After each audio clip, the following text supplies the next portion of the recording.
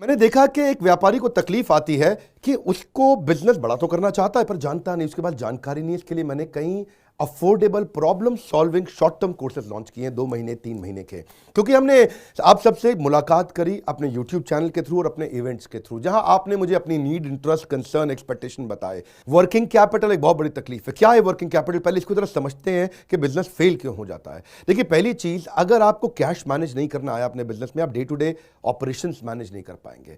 आपकी इन्वेंट्री और इक्विपमेंट पे अगर आपको और पैसा लगाना है, आप नहीं कर पाएंगे, नया प्रोडक्ट नहीं खरीद कर पाएंगे, और पैसा कलेक्शन में ध्यान चला जाएगा। यार पैसा आया नहीं, उधारी चला गया, पैसा कैसे निकाल करके लाऊं, सेल्स कैसे बढ़ानी है, इससे ध्यान हट करके पैसे की कमी पे ध्यान ज़्यादा चला जाएगा। थोड़ा सा भी एक साइक्लिकल या थोड़ा सा भी सीजनल या एक सिचुएशनल इंपैक्ट आया ना आपके बिजनेस पे, एक दर्दनाक मौत के चलते आपका बिजनेस बंद हो जाएगा, पेनफुल डेथ हो जाएगी। कभी कभार एक बड़ी ग्रोथ अपॉर्चुनिटी आती है, लेकिन आपको फाइनेंस हैंडल करना नहीं आया था ठीक ढंग से, उसके कारण एक बड़ी ग्रोथ अपॉर्चुनिटी आप मिस कर जाते हैं। ट्रेड डिस्काउंट्स आपको नहीं मिलते, कैश हाथ में रहना चाहिए। क्या होता है ये वर्किंग कैपिटल का बिजनेस?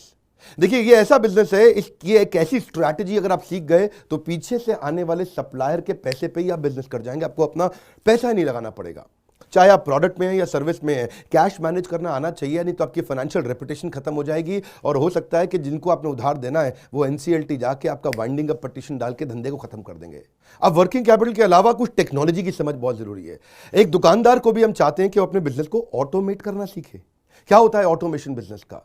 एक रिटेलर भी जब तक अपने करंट दुकान को ऑटोमेट करके पूरी तरीके से इससे बाहर नहीं निकलेगा, वो गल्ला नहीं छोड़ पाएगा, नेक्स्ट ब्रांच नहीं खोल पाएगा, नेक्स्ट ऑफिस नहीं खोल पाएगा, नेक्स्ट कंपनी, नेक्स्ट फैक्ट्री नहीं डाल पाएगा। आपको ईआरपी और सीआरएम की समझ होनी चाहिए। टेक्नोलॉजी क्या होती है मेरे बिजनेस के अंदर, कौन सी टेक्नोलॉजी चाहिए, मैं कैसे सर्विसेज और प्रोक्योरमेंट को कंट्रोल कर लूं, मैं कैसे पेमेंट मेरी किसको देनी है, किससे लेनी है। मेरे पास एक शीट पे हर समय पता होना चाहिए मेरा एक्सपेंडिचर कितना हुआ है, कितना स्टॉक फालतू पड़ा हुआ पीछे, इन्वेंट्री कितनी पड़ी है, मेरी कॉस्टिंग क्या है, प्राइसिंग क्या है, मार्जिन कितने हैं, वेस्टेज कितनी हो रही है, मेरा कैश फ्लो के ऊपर मुझे टैक्सेशन की क्या तैयारी करनी है, बैंक की ट्रांजैक्शंस क्या हो रही हैं, मेरे को कैसे अपनी सेल्स का प्रोजेक्शन डालना है, इंसेंटिव को कैसे डिस्ट्रीब्यूट करना है, डिस्ट्रीब्यूटर से कैसे डील करना है, फ्रेंचाइजी को कितना पैसा देना है, कितना लेना है, सारी चीज एक शीट पे, सीआरएम और ईआरपी, इसके ऊपर हमने एक छोटा कोर्स बनाया।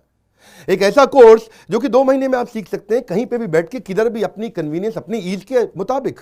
अभी तक मैंने आपको 2 कोर्स समझाए थे, एक वर्किंग कैपिटल और एक ईआरपी और सीआरएम। अब एक और है, फाइनेंस फॉर नॉन फाइनेंस। आप में से कई व्यापारी है जिन्होंने चार्टर्ड अकाउंटेंसी नहीं करी है, जो एमबीए नहीं है फाइनेंस के अंदर। और जब आपने एमबीए फाइनेंस पढ़ा ही नहीं, चार्टर्ड अकाउंटेंसी पढ़ी नहीं, तो आपको बेसिक चीजें हैं। देखिए, फाइनेंस के अंदर 3 चीजें आनी जरूरी है।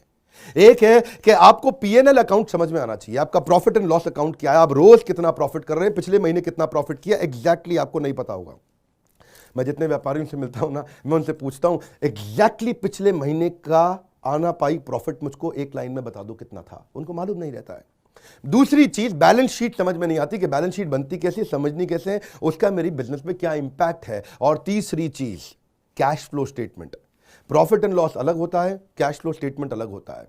कैश फ्लो हो सकता है आपके बुक्स में प्रॉफिट हो लेकिन हाथ में कैश ना हो सकता है आपके हाथ में कैश हो लेकिन बुक्स में प्रॉफिट ना हो। ये दोनों बिल्कुल अलग अलग चीजें हैं।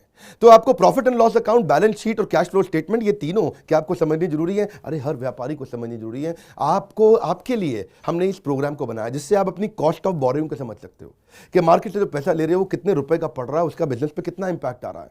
अगर आपकी कॉस्टिंग ठीक नहीं है, प्राइसिंग कभी ठीक नहीं हो सकती। कॉस्टिंग क्या होती है?